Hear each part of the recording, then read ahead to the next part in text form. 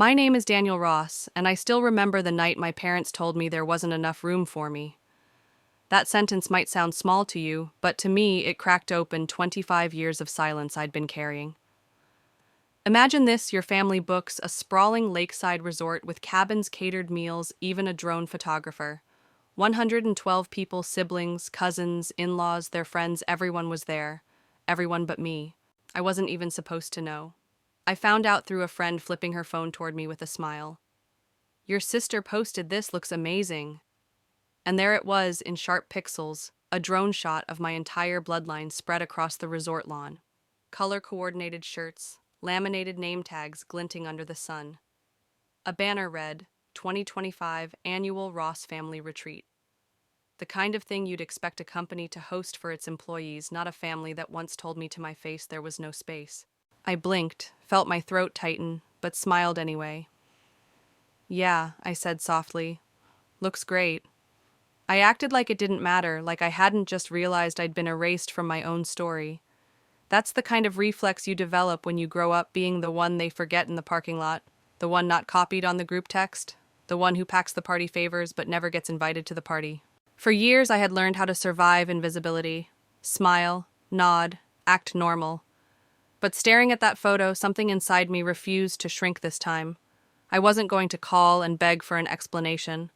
I wasn't going to show up at the door asking why I wasn't enough. No. I made a different choice. And that choice would flip everything they thought they knew about me, about what I could or could not do. You see, I'd always believed loneliness was about not having people. That night I realized the crueler truth: it's when you're surrounded by people who share your last name, but you're still treated like a stranger. I didn't cry at that table with my friend. I excused myself, walked into the restroom, locked the door, and just sat there on the edge of the tub. The air smelled of lavender soap. The buzzing light overhead felt like the only witness. I scrolled through more photos, each one like a knife bonfire's lakeside brunches, my parents slow dancing under string lights. They had room for everyone but me. And here's the hook that kept me awake all night. What do you do when your family decides you don't belong? Do you shrink smaller, or do you finally stand up? That was the choice in front of me. I didn't know it then, but within 24 hours, the quiet kid, the background character, the one left off the email threads, was about to do something that made my entire family scream. And when I tell you what happened next, you might wonder if you'd have done the same thing. I woke up the next morning still replaying that image in my mind. 112 smiling faces, at a retreat my parents swore didn't have space for me. My phone buzzed with notifications. Instagram kept serving me more clips of their weekend, a curated highlight reel I hadn't been invited to join. My younger brother juggling marshmallows by the fire. My sisters in matching sundresses posing with Retreat Crew 2025 hats. Even my parents dancing under string lights like they were starring in some family Hallmark special. I sat at my kitchen counter staring at a cup of black coffee that had gone cold. At first I wanted to tell myself it didn't matter. Maybe I'd scroll past it, laugh about the absurdity, bury the sting under another busy day. That was my survival tactic for years, act like it didn't hurt. But this time the ache was louder than the excuses. By noon, I found myself narrating the entire thing out loud to my friend Mia, the only person who knew how deep this cut went. They told me there wasn't enough space, and then they invited over 100 people. "Do you realize what that means?" My voice cracked on the last word. She didn't say much. She didn't have to. The silence between us was answer enough. Later that evening, alone in my apartment, I kept circling back to the same question. Why do they always erase me? I thought about the birthdays I wasn't invited to, the vacations planned without my name, the Christmas photo, where I was the only sibling missing, because no one remembered to send me the date. It had become a pattern, a tradition, even me watching from the outside, while everyone else built memories together. But this retreat was different. It wasn't just a forgotten text message or a mix-up in the group chat. It was deliberate, planned, coordinated. A banner didn't print itself. Color-coded t-shirts didn't appear overnight. Somebody had taken weeks, maybe months, to organize this, and at every step, someone could have asked, "Shouldn't we invite Daniel?" But no one did. That thought lodged in my chest like a stone. And then something shifted. For the first time in years, I didn't feel small. I felt angry. Not the kind of explosive anger that makes you yell, but the steady, simmering kind that builds until you either break or transform. So here's where I made my decision. If they could turn me into a ghost in their story, I'd write my own version. And this time, I wouldn't be silent. I didn't plan revenge. I didn't plot out every detail. But I knew one thing for certain: I wasn't going to let them control the narrative anymore. Before I dive into what I did, let me pause and ask you something, because if you've made it this far, maybe you know the feeling of being pushed aside, told you don't matter. Have you ever been left out by the very people who were supposed to love you the most? If you have, drop a comment. Share your story, not just for me, but for the thousands of others who will read it and realize they're not alone. And if you're new here, hit subscribe, because stories like this aren't rare, and we need a space to talk about them. That's why I keep telling mine. Because silence only serves the people who benefit from it. And in my family, silence had always been their favorite weapon. That night, I couldn't sleep.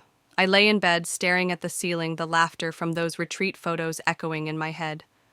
And somewhere between midnight and dawn, I made myself a promise: never again would I play the quiet child, the forgotten one, the easy scapegoat.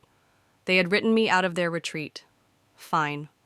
I would write myself into something bigger, something that could never again be ignored.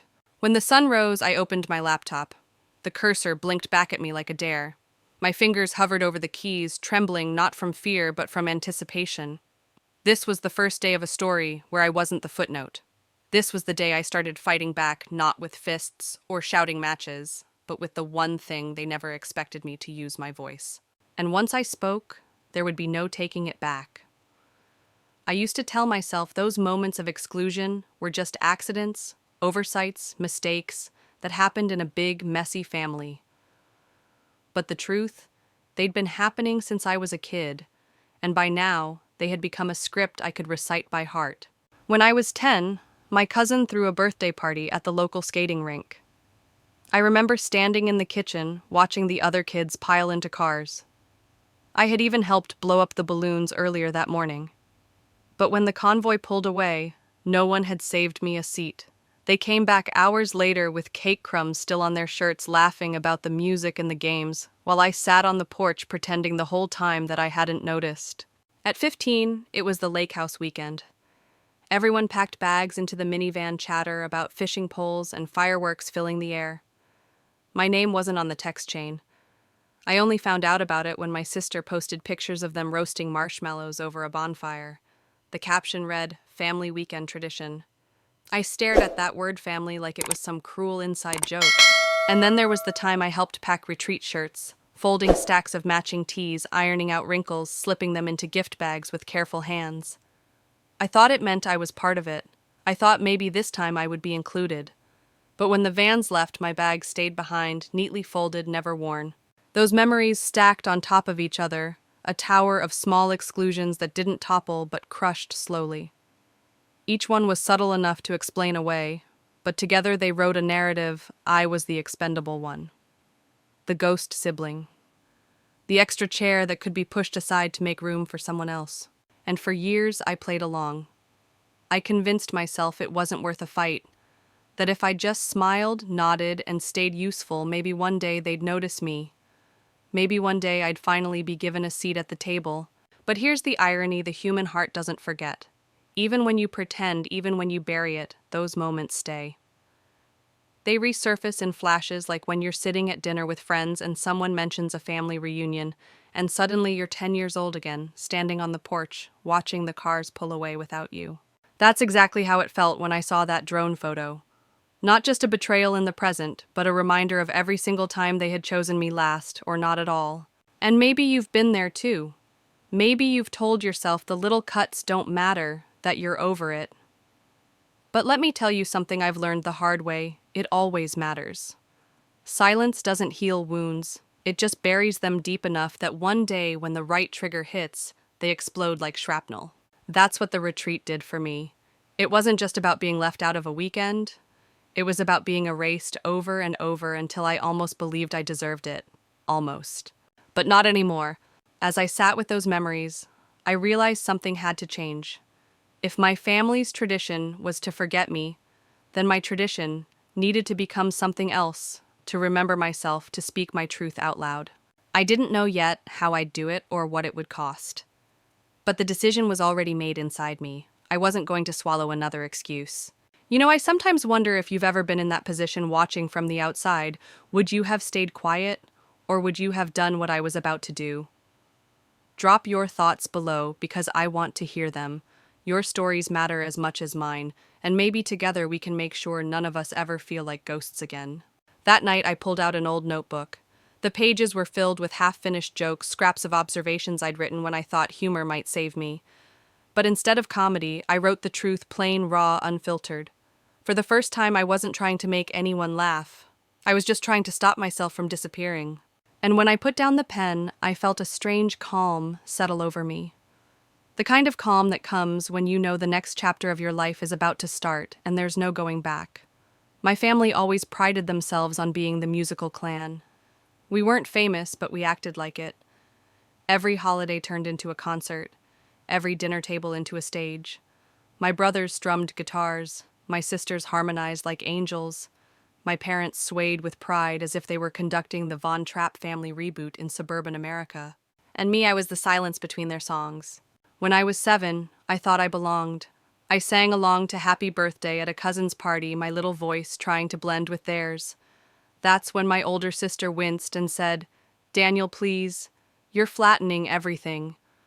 I didn't even know what that meant, but the laughter that followed told me enough. From that day forward, my singing wasn't music, it was noise. It became a running gag. Daniel the note killer, Daniel the vibe assassin. At one point, my brother made a chart ranking all the siblings by musical ability. My name wasn't on it. The caption read, "Some things can't be measured." Everyone thought it was hilarious. I laughed too, but only because laughing was safer than letting them see I wanted to cry. When I realized I couldn't sing, I tried to be funny. I thought maybe that would be my lane. At school, I scribbled one-liners in the margins of my notebooks. At family dinners, I'd throw out dry observations, hoping anyone would chuckle. But in my house, dry humor fell flat. My siblings wanted slapstick and silly voices. My jokes were too weird, too awkward. Soon they had a new catchphrase. "That's such a Daniel joke." It meant a joke that bombed so hard it sucked the air out of the room. The phrase grew legs. They even used it when I wasn't around. Wow, that's a total Daniel joke. And everybody laughed because mocking me was the only reliable punchline I ever delivered. One night when I was maybe 16, I worked up the courage to ask my mom if she thought I was funny. She smiled the kind of smile you give a child who insists they can fly. "You're clever, sweetheart," she said, "but you're not exactly entertaining." That line carved itself into me. I stopped trying after that. Instead, I learned to be useful, quiet, pleasant. The sibling who set the table, who drove cousins home after parties, who stayed in the background where I couldn't ruin the harmony. My invisibility became my currency. If I couldn't make them laugh or sing, I could at least make myself disappear. But invisibility has a cost. The more you practice it, the less you know where you end and the silence begins. By the time I was in college, I didn't know if I had a personality outside of being the ghost. That's when I started writing again. Not music, not jokes for my family, just sketches, awkward stories, pieces of my life on paper. And when I read them out loud at an open mic night, something shocking happened. Strangers laughed. Not polite chuckles, not pity smiles, but real unguarded laughter.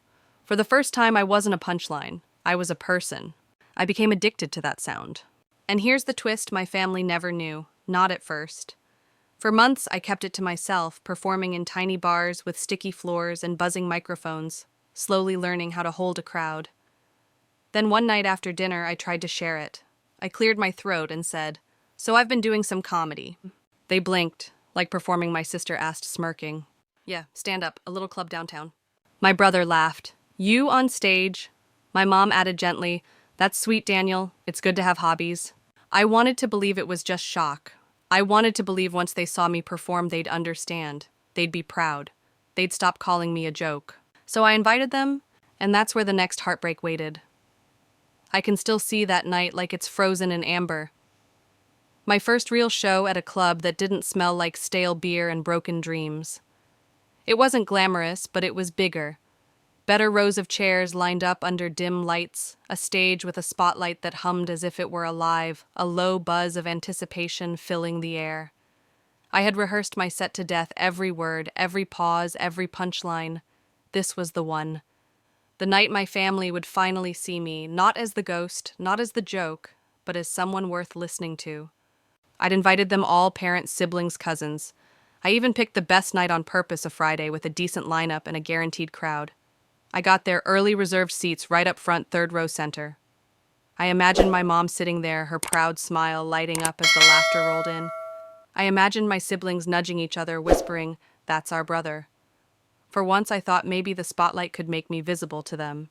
As the room filled, I kept glancing at the door. A couple from a past show waved at me, strangers complimented my shoes, and the crowd's energy grew warmer by the minute, but the door stayed shut. Each time it opened, my heart jumped only to crash when it wasn't them. By the time the host called my name, the third row was still empty. I walked onto the stage, scanning the audience one last time. No familiar faces. The seats I had saved looked like gaping wounds under the dim light. I smiled anyway, because that's what you do when you've spent your life performing invisibility. I delivered my opening line, and to my surprise the crowd laughed. Real laughter. I found my rhythm-built momentum rode the wave until the room erupted in applause. I should have felt triumphant. I should have let the joy sink into my bones. But as the claps echoed around me, my eyes drifted back to that empty third row. And the truth hit me harder than any heckle could, no matter how loud the laughter, it couldn't fill the silence of their absence. After the set, people approached me saying I'd made their week, asking where they could see me again. I smiled, thanked them, shook hands. But inside, I felt hollow, because the people I needed most hadn't seen a thing. On the drive home, I kept replaying it in my head. My mom telling me comedy was just a hobby, my brother laughing at the idea of me on stage, my sisters calling my humor Daniel jokes. And now the proof they weren't coming had burned itself into me. It wasn't that they were busy, it wasn't that they forgot, it was that they never wanted to see me in the first place. That night I cried. Not loud, not dramatic, just the quiet tears of someone realizing a dream without the people who built him. It felt like trying to climb a mountain only to find your family had tied ropes around your ankles. And maybe that's the part no one tells you about chasing your passion. It's not the audience that scares you, it's the silence from the people you love most. If you're watching this, maybe you've had your own empty third row. Maybe it was a graduation seat, or a wedding pew, or just a phone call that never came. Tell me in the comments what that moment was for you, because I promise someone else here knows exactly how it feels. After that show, I made a choice. I stopped inviting them, not because I didn't want them there, but because I couldn't keep setting myself up for heartbreak. It wasn't self-pity, it was self-preservation. From then on, my comedy belonged to strangers. Strangers who laughed, who saw me, who gave me the validation my own blood never could. And though it hurt, there was a strange relief in letting go of the hope that one day they'd show up. But that relief wouldn't last, because sooner or later the biggest rejection was still waiting. And this time it would be impossible to pretend it didn't matter.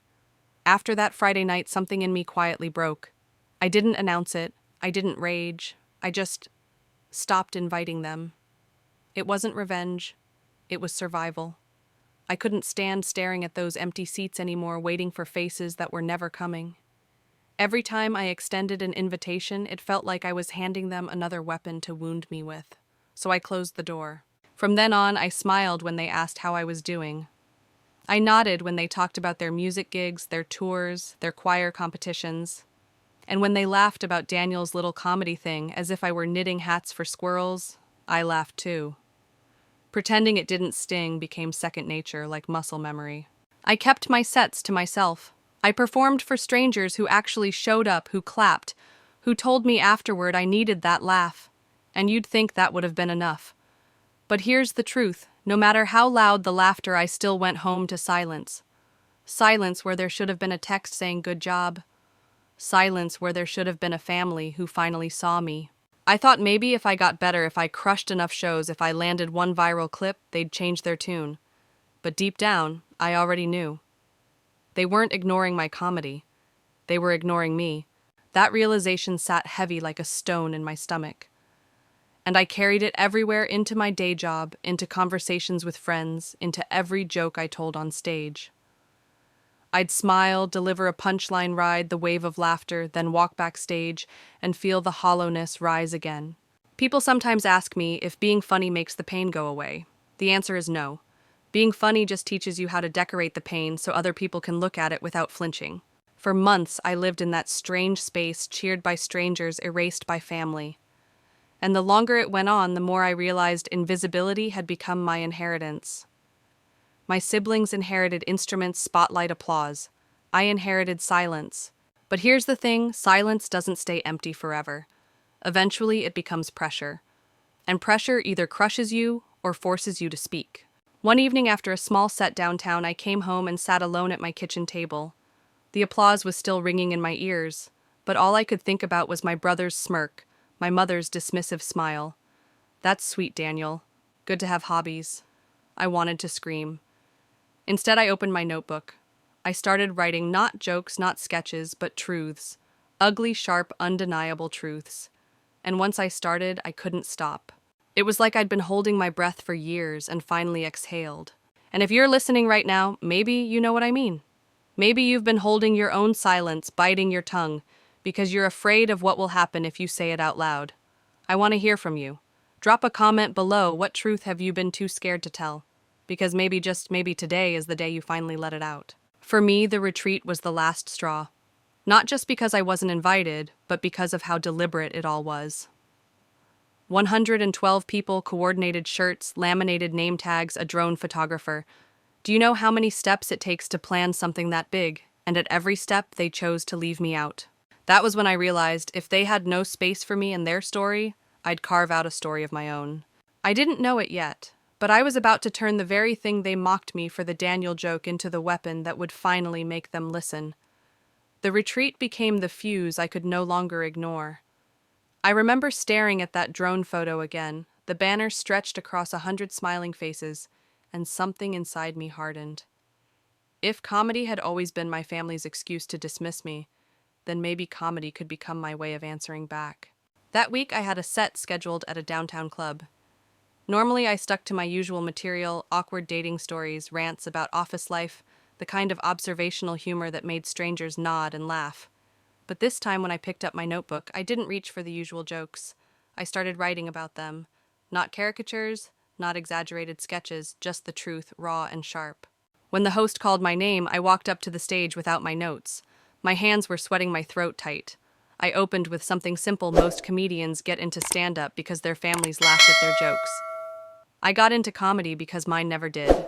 The crowd chuckled, a light tentative laugh, but it was enough to push me forward. I went on. They even created a whole category for it. Not a dad joke, a Daniel joke. You know, a joke so bad it's a scandal in the family newsletter.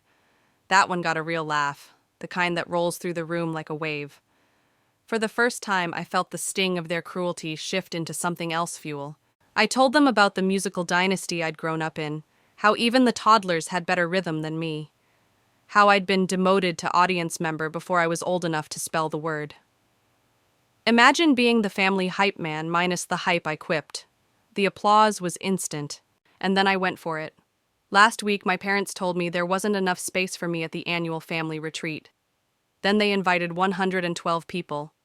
The room exploded, laughter, clapping, a few gasps.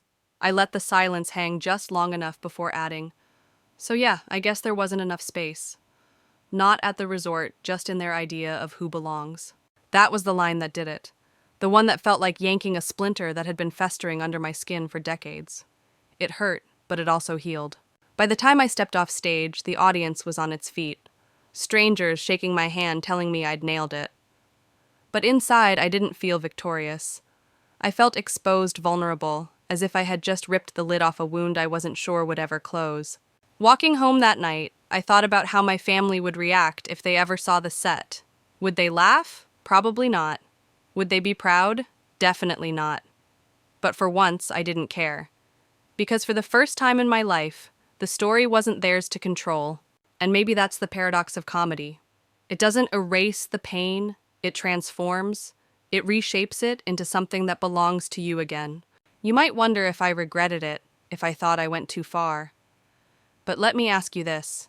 If the people closest to you erase you over and over, do you owe them your silence? Or do you owe yourself the truth? That night I chose the truth. And once I spoke it, there was no going back. The next morning at exactly 7:03 a.m., my phone rang. My mother's name flashed on the screen. I let it ring. Then again, then again. On the fifth try, I picked up. And that was when the screaming began. Her voice came through the line like a siren, piercing and relentless.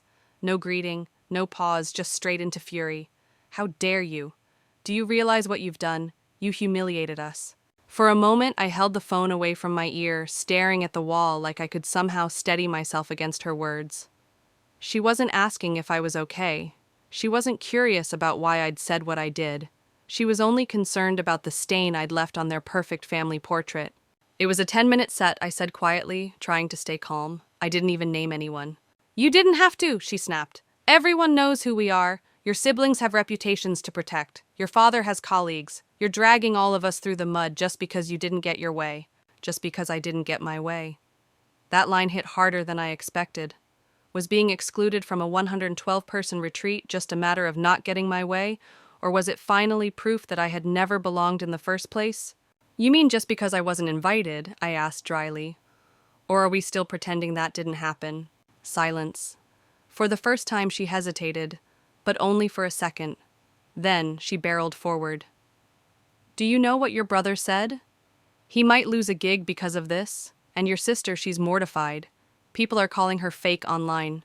So, people believe me, I asked. That stopped her cold. I could almost hear the calculations spinning behind her silence. Then without another word, she hung up. I didn't cry. I didn't even feel angry. What I felt was colder, heavier.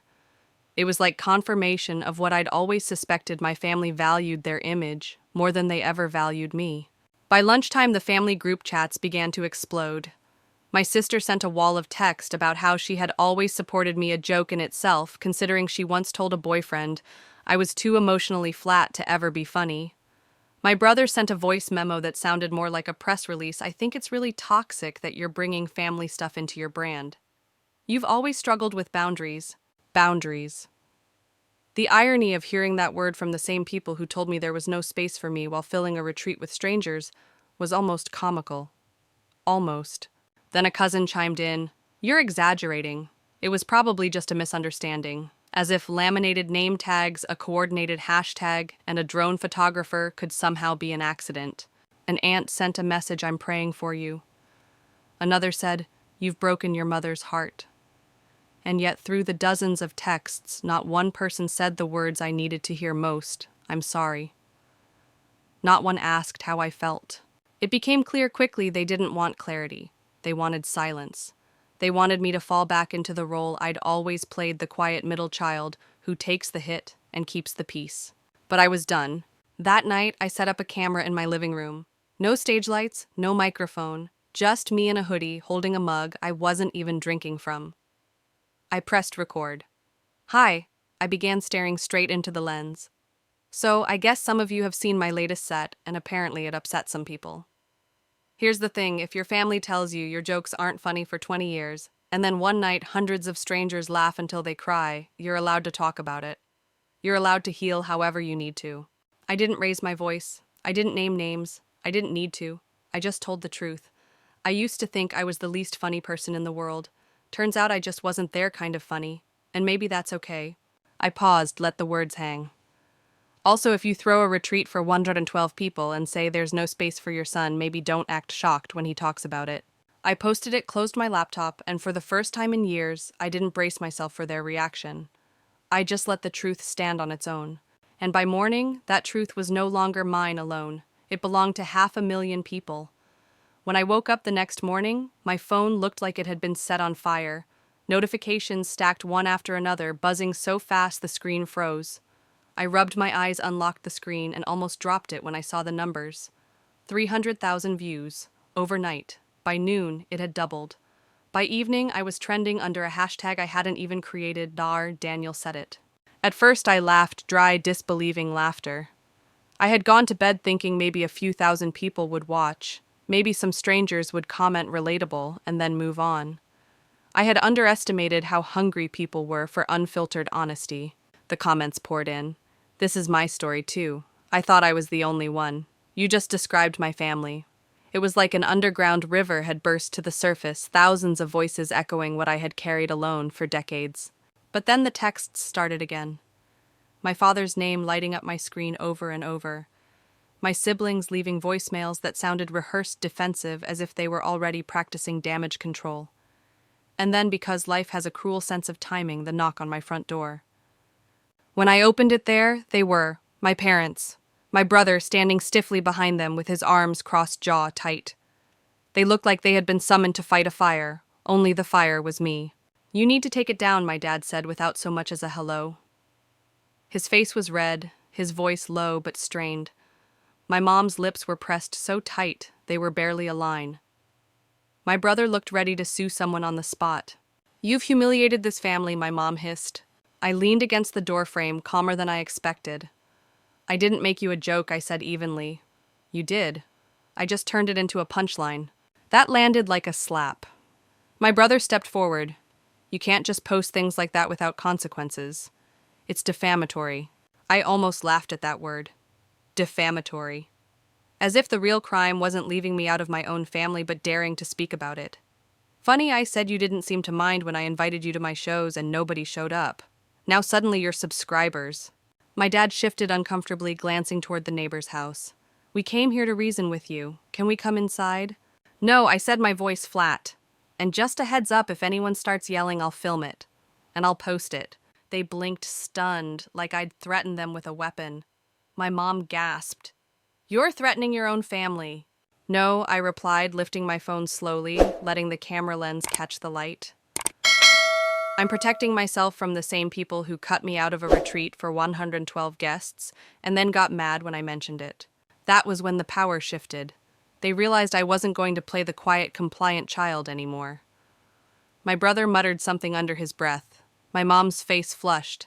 My dad tried to keep his composure, but the cracks were showing. Finally, I said bye now and shut the door.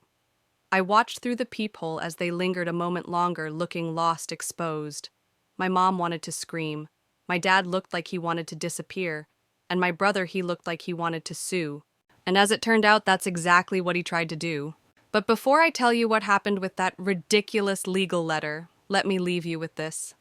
Have you ever had to draw a line so firm it shocked even you? Have you ever had to protect yourself from the very people who should have protected you? If you have, write it down below. Share it. Not for me, for you. Because every time we speak, every time we tell the truth, we chip away at the silence that's been used to keep us small. That night, I sat in the quiet of my apartment, heart still racing, phone still buzzing. For once, I didn't feel erased. For once, I felt seen. But I knew the fight wasn't over. The next battle was already loading in my inbox. 3 days later, the email arrived. The subject line read, "Urgent Family Concern." I almost deleted it on sight, assuming it was spam. But then I saw the sender's name, my brother. The same brother who'd stood on my porch looking like he was auditioning for a courtroom drama. I opened the attachment, and there it was, a cease and desist letter. Or at least his attempt at one. Times New Roman font, double-spaced paragraphs, random capitalization typos scattered like confetti. The word defamation had been misspelled twice, once as defamation and once as deformationation. It was equal parts insulting and hilarious. Apparently, he was demanding I take down my video immediately or face serious legal consequences. The kicker, he signed it himself. No law firm, no letterhead, just his full name followed by a flourish, like a kid forging a parent's signature on a field trip form. Now my brother does have a law degree, but it's in international trade law, and his day job involves compliance reports for a shipping company. The most dangerous thing he's ever sued was probably a broken office chair. So seeing him posture as my family's legal muscle was almost comical. Almost. I stared at the letter, torn between two reactions: rage at being threatened or laughter at the sheer absurdity. In the end, I chose laughter, because if there was one thing my family had taught me, it was how to turn their cruelty into a punchline. So I made a video. I didn't mention his name. I didn't show the actual document. Instead, I created a fictional cease and desist letter, reading it aloud, with over-the-top seriousness, while dramatic violin music swelled in the background. "We, the undersigned," I intoned, "demand that you immediately cease mentioning factual events that may or may not have happened in reality, as this is causing severe emotional damage to our group reputation." The crowd online loved it. Within 24 hours, the video had hit 900,000 views. Comments flooded in, "Please frame this letter, best courtroom drama of the year.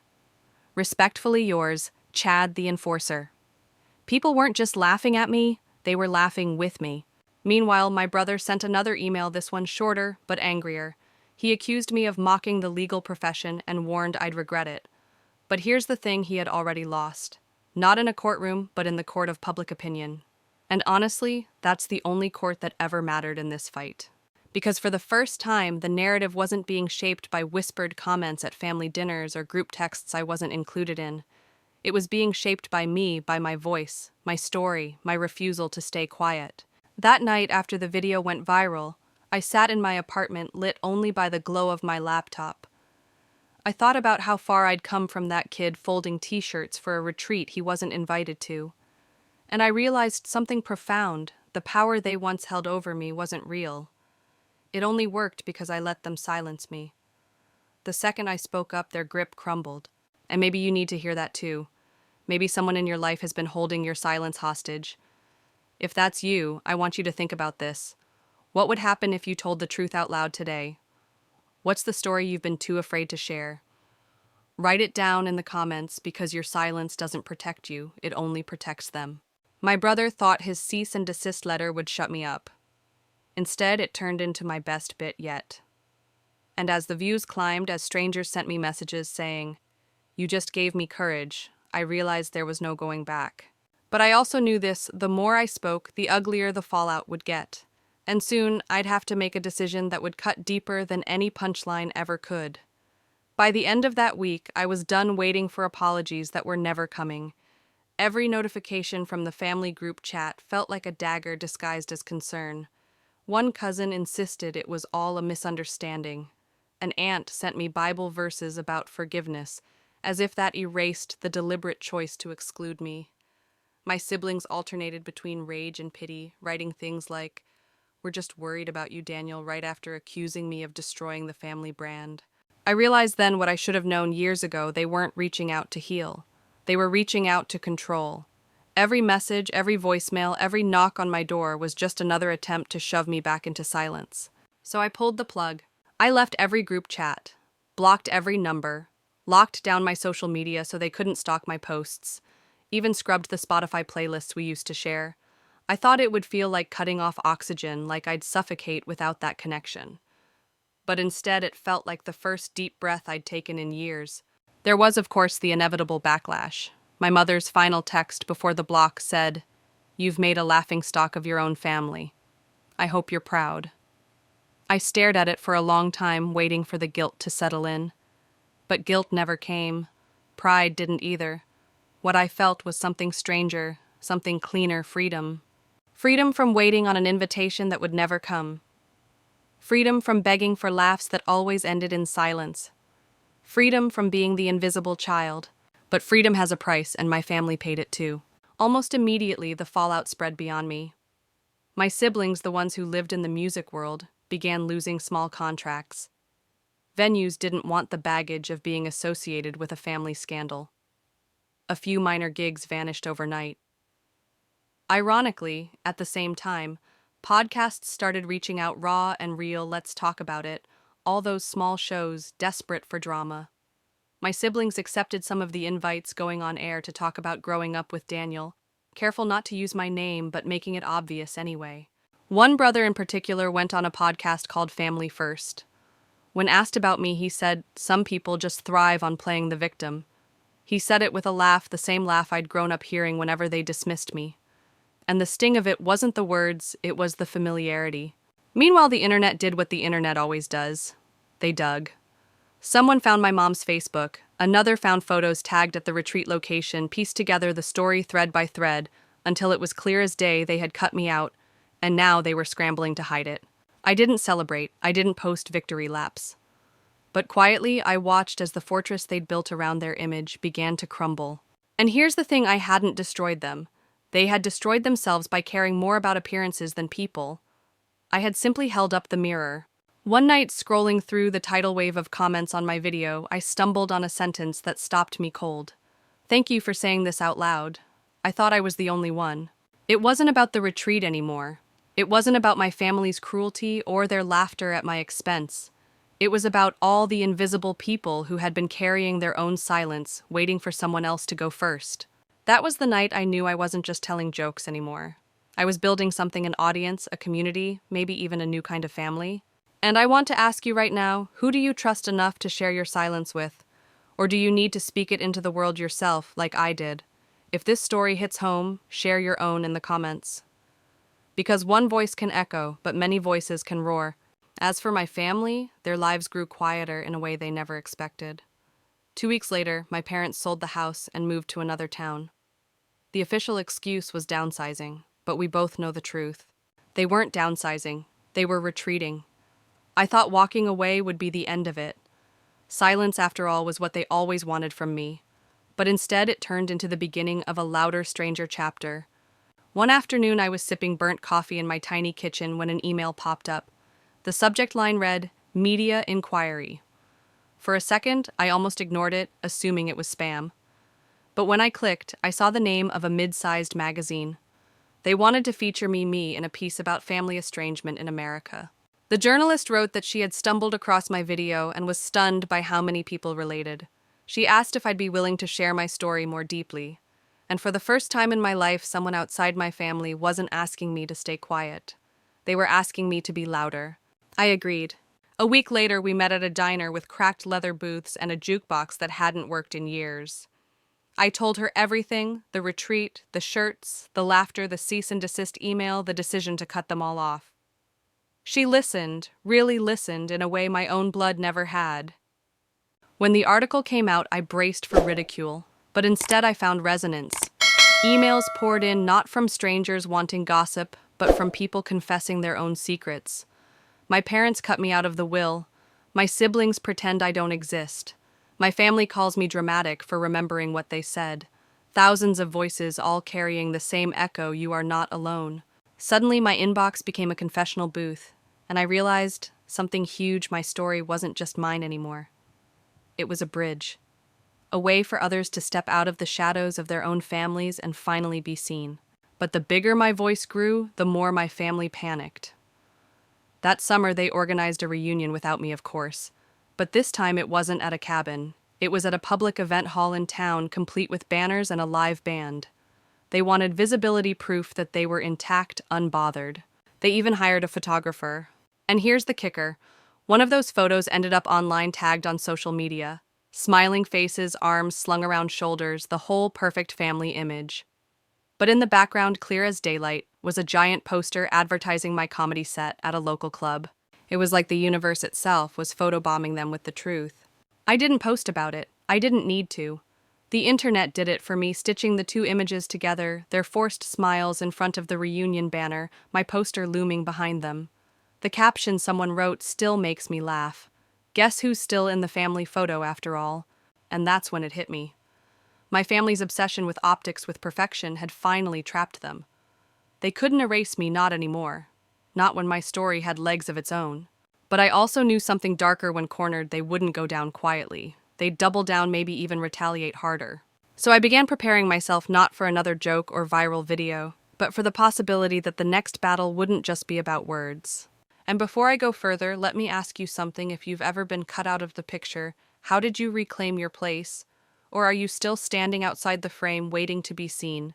Tell me in the comments, because these conversations matter more than you realize.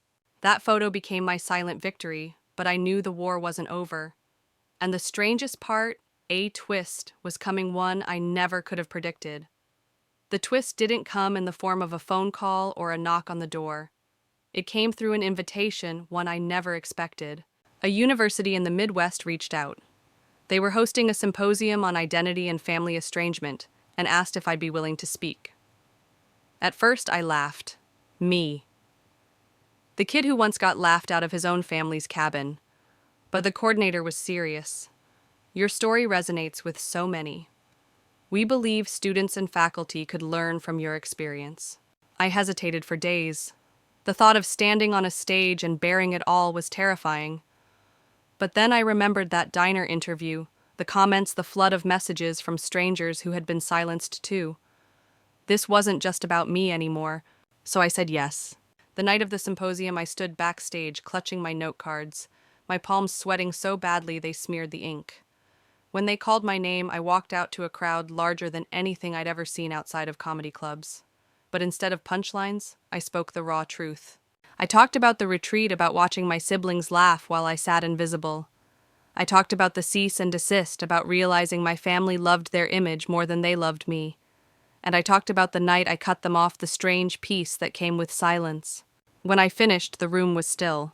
Then someone in the back stood up and clapped, then another, and suddenly the whole auditorium was on their feet. Afterward, a line of people formed just to shake my hand. One student, tears streaming down her face, whispered, "You said everything I've never been able to." That moment shifted something deep inside me. For years, my family had told me my voice was worthless. Now strangers were telling me it was powerful. But power has a way of drawing attention, even from the people you least want it from. 3 days later, my mother sent me an email. The subject line, "Stop this nonsense." She accused me of humiliating them, of dragging the family name through the mud for sympathy points. She wrote, "If you cared about us at all, you'd delete everything and stay quiet." I didn't reply. Instead, I reread the messages from students, from strangers who had told me my story gave them courage. My mother's words felt smaller this time, like an echo of the chains I'd already broken. Still, the email left me shaken. Because for the first time I realized this wasn't just a personal feud anymore. It was a narrative war mine against theirs. And right in the middle of it, I stood at a crossroads. Do I keep telling the story, knowing it would rip the wound wider? Or do I retreat into silence again, giving them exactly what they wanted? I knew the answer deep down. But I also knew there was one last twist waiting in the shadows, one that would force the decision out of my hands. And before I tell you what that was, let me leave you with this. What would you have done in my place? Keep speaking no matter the cost, or stay silent to preserve the fragile illusion of peace. Drop your thoughts below. I read every single one. Because in stories like these, the audience isn't just watching. You're part of it. The last twist didn't arrive with a bang. It crept in quietly, disguised as something ordinary. I was at the grocery store one evening, halfway through tossing cans of soup into my cart, when I heard a voice behind me. "Ethan?" I froze. No one outside of my family ever called me by my full name. Slowly, I turned around. And there she was, my sister Claire. She looked almost unrecognizable. The same blonde hair, yes, but streaked with gray now. Eyes tired, shoulders slumped, a different woman than the one who had once laughed the loudest at my expense. For a moment, neither of us spoke. The fluorescent lights buzzed overhead. Shoppers pushed carts past us, oblivious to the battlefield forming in aisle 6. "I didn't know you still lived here," she finally said. I wanted to tell her I didn't, not really. That the town wasn't mine anymore, just a place where my shadow lingered. But instead I asked, "What do you want, Claire?" Her lips trembled before she spoke. "I just wanted to say, I'm sorry." Those words knocked the wind out of me. Sorry. After years of silence, of mockery, of erasure, that was what she came with. She reached into her bag and pulled out an envelope. "Mom's sick," she said. "And the family? Well, they think maybe you'd want to know." I stared at the envelope in her hands. It might as well have been a grenade. Part of me wanted to grab it, to open it, to believe there was a version of this story where forgiveness was possible. But another part of me, the part that had stood on that symposium stage, the part that had finally reclaimed my voice, knew this was dangerous. "Why now?" I asked. "Why after everything?" Claire's eyes filled with tears.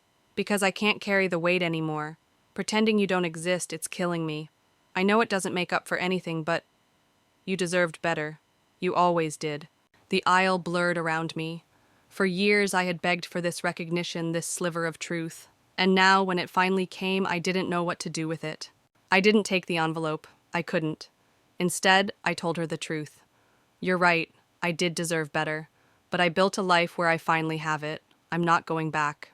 She nodded, tears slipping down her face. She placed the envelope on top of the soup cans in my cart, gave me one last look, and walked away. I stood there for what felt like hours, staring at that envelope. The weight of the entire family history sat inside it, my mother's illness, my father's silence, my siblings' laughter. And yet, for the first time in my life, I had the choice to walk away. I left the envelope on the checkout counter. Driving home that night, the streetlights smeared into golden streaks across the windshield. I thought about Claire, about the apology, about the sickness waiting like a shadow over a woman who had spent her life silencing me. And I realized something powerful: forgiveness doesn't always mean reunion. Sometimes it means choosing yourself over the people who broke you. And as I pulled into my driveway, I knew this wasn't the end. It was the moment before the final reckoning. The last page was waiting to be written. But before I turn that page, let me ask you, if someone who hurt you deeply came back with an apology years later, would you take it? Or would you leave the envelope sealed like I did? Share your thoughts below, because these choices define us more than any family name ever could. I thought leaving that envelope on the counter was the final act of defiance, the quiet mic drop of my story. But life has a way of testing your resolve, especially when you finally start to feel free. 2 weeks later, I was invited to speak at a larger event, this time in New York City. A nonprofit that focused on healing family estrangement wanted me as their keynote. The scale was massive: hundreds of people, a full auditorium, cameras recording for broadcast. For the first time, my story wasn't just mine. It was becoming a kind of mirror for others. Walking on stage, I expected to feel the same nerves as before, but something was different. The weight I used to carry, the shame, the silence had shifted. I wasn't dragging my pain anymore. I was wielding it. I told the audience about the cabin, about the cease and desist, about the years of swallowing humiliation. I told them about Claire in the grocery store, her apology, the envelope I refused to take. I spoke of choice, the radical freedom to decide whose voices define us. The audience was silent, leaning in, every face lit by the stage glow.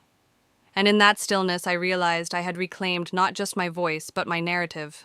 After the talk, dozens of people came forward. A middle-aged man whispered, "I thought I was the only one who cut off his family." A young woman clutched my hand, saying, "You made me feel less alone." Over and over, strangers echoed the same sentiment: "Your story gave me permission to exist." That night, alone in my hotel room, I scrolled through the comments already pouring in online. But mixed in with the support were bitter words: my brother's profile picture, his comment reading, "Pathetic. Still selling lies for sympathy." I stared at the screen, waiting for the familiar sting. But it didn't come. Instead, I laughed, a deep, almost shocking laugh that rattled the walls. For the first time, his voice meant nothing. Because here's the truth: sometimes your family won't ever see you. Sometimes they'll cling to their story no matter how false. But that doesn't erase yours. And that's what I told myself as I drafted the final lines of my talk for the online audience. If you've been erased, silenced, or made to feel invisible, let this be your sign: your voice matters.